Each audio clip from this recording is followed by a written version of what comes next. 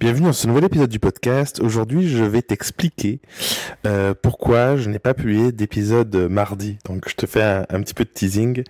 Pourquoi j'ai pas publié d'épisode et un petit peu, je vais te partager un petit peu mes ressentis du moment, mes frustrations et globalement ce que je vis.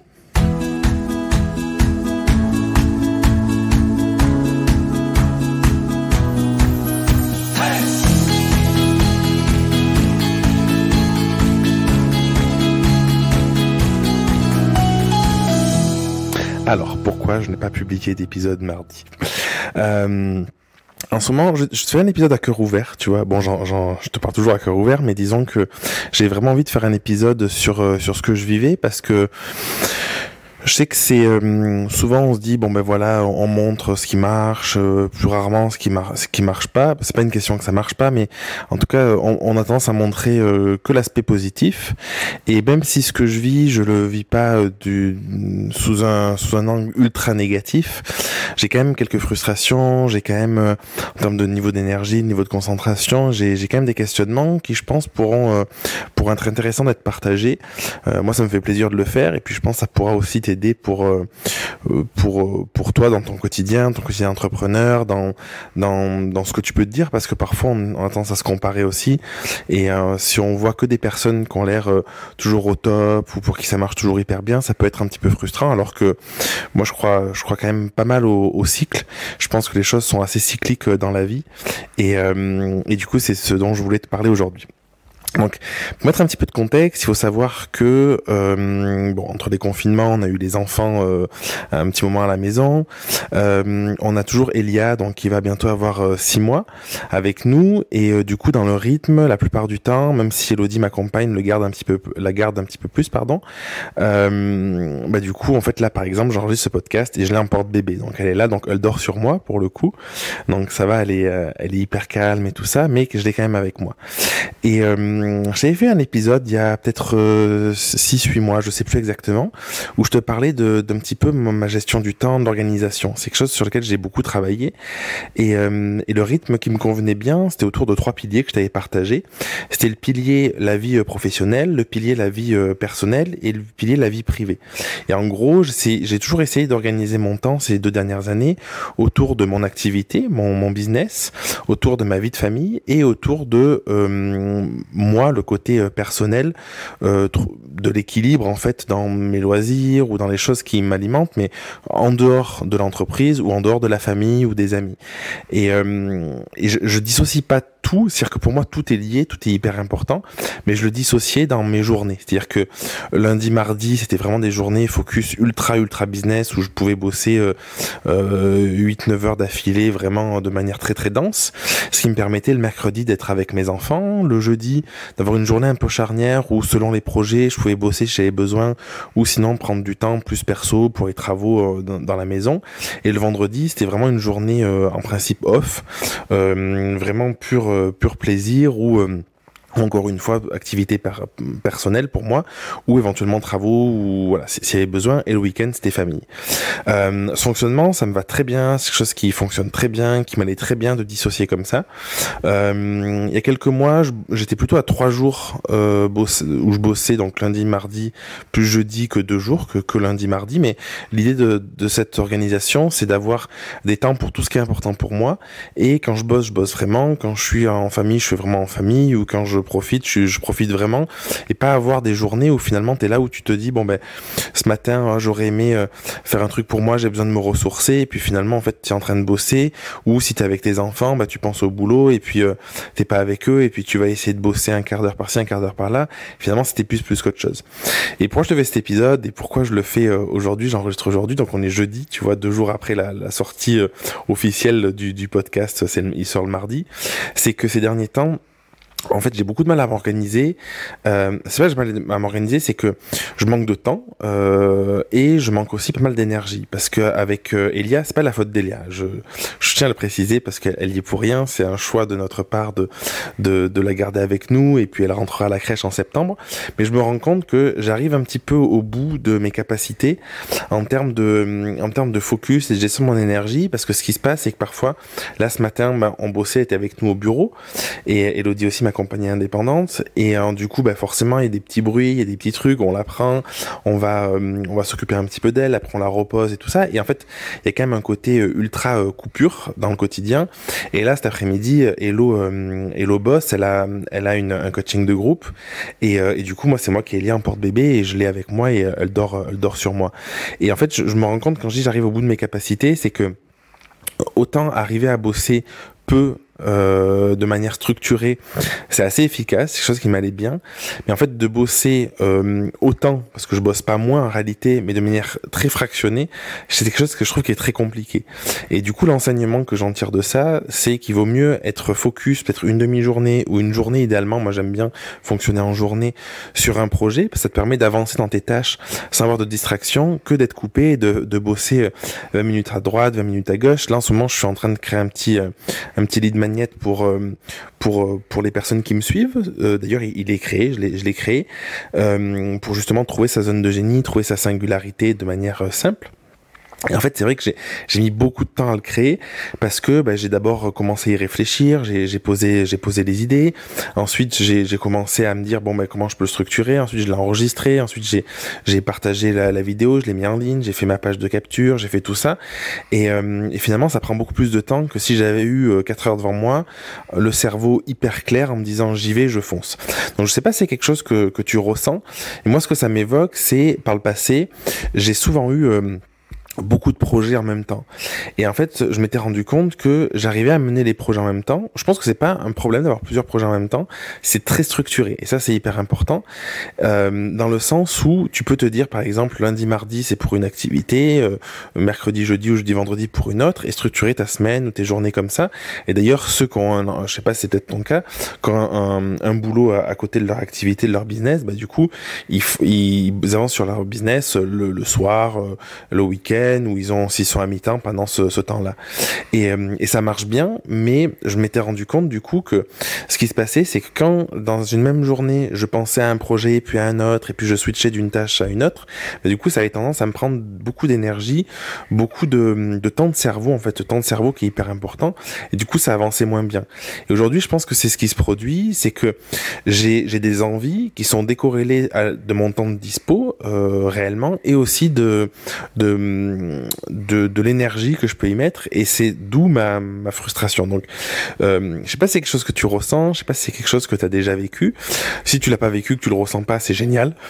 Mais du coup je me suis dit que je vais quand même faire cet épisode parce que je pense que c'est quelque chose qu'on peut ressentir, et moi je vais te partager ce qui m'aide malgré tout en ce moment dans mon quotidien, parce que l'intérêt de vivre des choses, à mon sens, c'est de les conscientiser, c'est d'essayer de pas être dans la douleur, dans la lourdeur et dans une frustration récurrente où finalement on va finir par s'envoyer un message négatif à longueur de journée constamment, et ça va nous desservir plus qu'autre chose. Du coup, je retiens plusieurs choses. Je retiens le côté ultra centré. Si j'ai quand même réussi à créer ma vidéo, si j'ai réussi à faire le plan, si j'ai réussi à la mettre en ligne, à créer la page, tout ça, d'ailleurs, elle sera dans la description du podcast. Première fois que je la mettrai, donc si tu veux aller voir, vas-y avec plaisir. C'est parce que, justement, j'ai réussi à me dire qu'est-ce qui était l'essentiel, c'est quoi le truc le plus important. Et en fait, j'ai réussi à lister, à identifier les choses les plus importantes aujourd'hui, à minima, dans mon business. C'est quoi? C'est déjà, moi, c'est par rapport à moi, ma priorité, c'est être avec mes clients. Les personnes qui m'ont déjà fait confiance, dans la Grow Academy notamment, être présent avec eux, animer les coachings de groupe, animer les ateliers, animer les masterclass, ça c'est quelque chose qui est important. Ensuite, la seconde chose qui est importante, c'est la visibilité. Et je pense que tout entrepreneur, c'est quelque chose de beau à partager, mais qu'il n'y a personne pour le voir, ça n'a pas vraiment de sens, tu vois. Donc la visibilité, j'enregistre des interviews, je continue le podcast aussi, c'est ce que je fais aujourd'hui. Alors même si je suis en décalé cette semaine parce que les circonstances ont fait que, mais c'est quelque chose qui est quand même important. Et ensuite, du coup, vient sur la partie business, le développement, on va dire, de mes projets autour de la Graou notamment. Et ça vient après, et c'est surtout là-dessus que j'ai des frustrations, c'est que j'ai beaucoup d'envie, j'ai beaucoup d'idées, mais j'ai pas nécessairement le temps. Et en fait, plutôt que d'être dans une frustration extrême et de m'envoyer un message ultra négatif et de culpabiliser ou d'en vouloir à la terre entière, j'ai toujours sortir du mode victime, parce que je pense que le mode victime, c'est pas un mode qui nous aide à avancer. Je suis heureux vraiment d'arriver déjà à faire ce que je fais, et ça c'est quand même une vraie fierté, donc ça c'est énorme. Il y a un ami récemment qui nous a dit à tous les deux avec Elodie, mais je vous admire, Paul, si t'écoutes cette vidéo, je vous admire de voir votre organisation, parce que du coup, franchement, avec Elia, avec un enfant, avec le rythme, tout ça, les 3 enfants et tout ça, c'est pas simple, mais en fait c'est une excuse aussi, parce que c'est simple pour personne en réalité. Voilà, on a toujours tendance à remplir les choses, et puis nous c'est les enfants et d'autres personnes c'est autre chose. Et du coup il me disait ça, et ce qui me pousse aussi à faire ce podcast aujourd'hui, c'est que j'ai réfléchi sur qu'est-ce qui faisait que j'arrivais quand même à avancer malgré tout.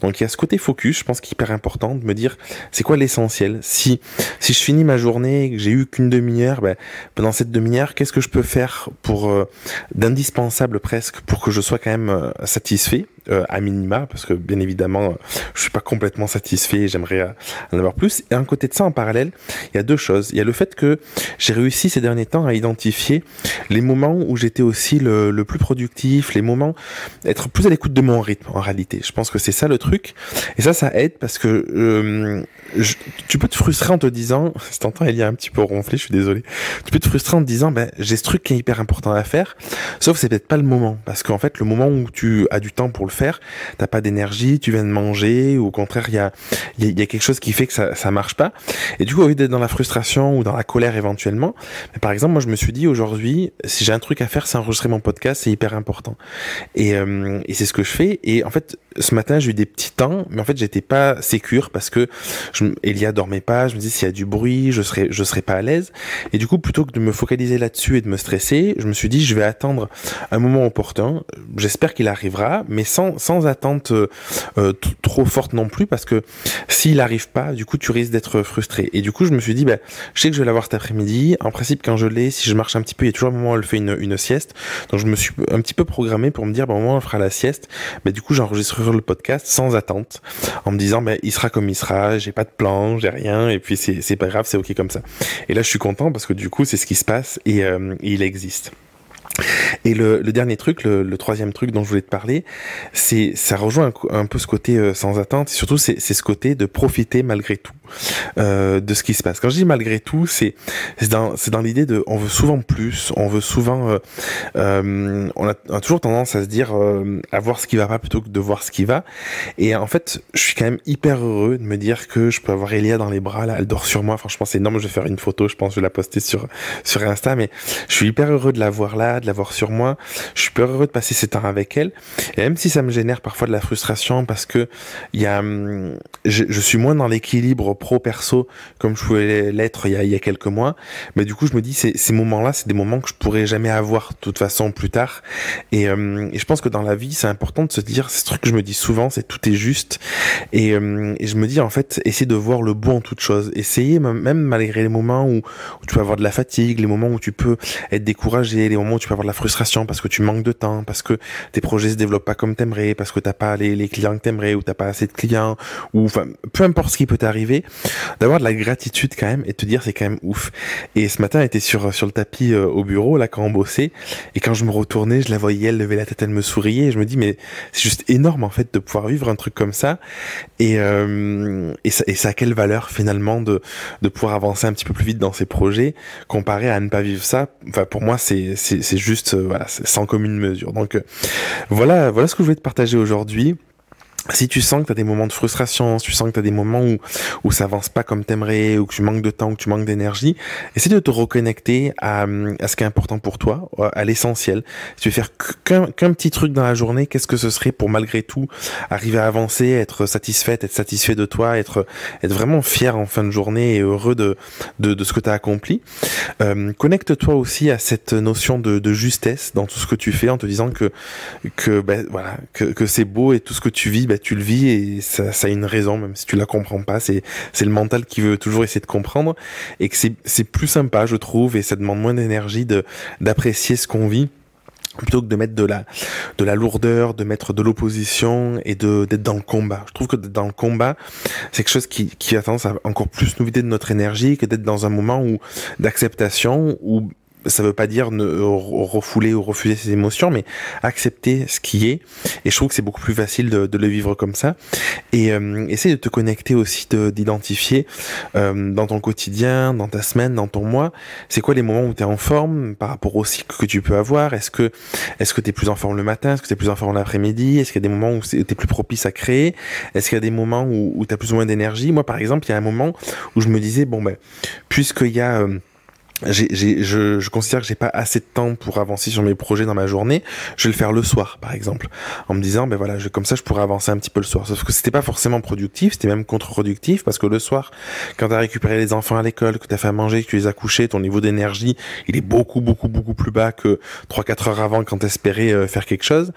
Et puis en plus, c'est la fin de journée, t'as pas forcément les idées claires, et tu vas avoir tendance à passer plus de temps à faire les choses. Donc, plutôt que de t'acharner à ça et de créer encore plus de frustration, encore plus peut-être de colère, ou je sais pas comment tu peux ressentir les choses, va te dire juste accepter c'est pas le moment, je vais pas le faire là, et soit ça mettra plus de temps, je le ferai dans quelques semaines, dans quelques mois, soit je le fais à un autre moment de ma journée parce que je suis connecté à quel moment j'ai le plus d'énergie, à quel moment je me sens bien, et ça peut avancer.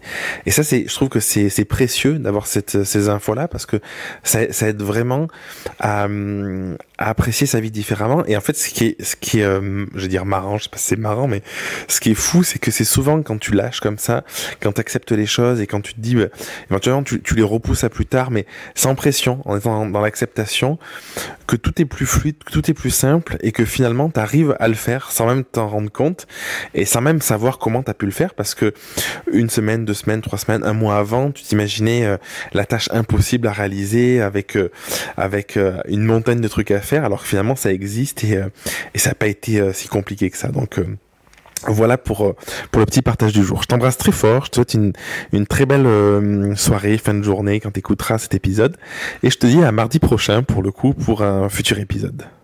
Merci d'avoir écouté l'épisode jusqu'au bout. Si tu veux participer à l'émission et me poser une question, je t'invite à te rendre sur www.jeremyguillaume.fr/podcast et à remplir le formulaire prévu à cet effet. Je te donne quant à moi rendez-vous mardi prochain pour un nouvel épisode. Et en attendant, si ce n'est pas déjà fait, je t'invite à t'abonner et à laisser un avis sur Google Podcast ou Apple Podcast. Et si tu penses que cet épisode peut aider une personne de ton entourage, je t'invite à lui partager afin de l'aider à avancer. Je t'embrasse.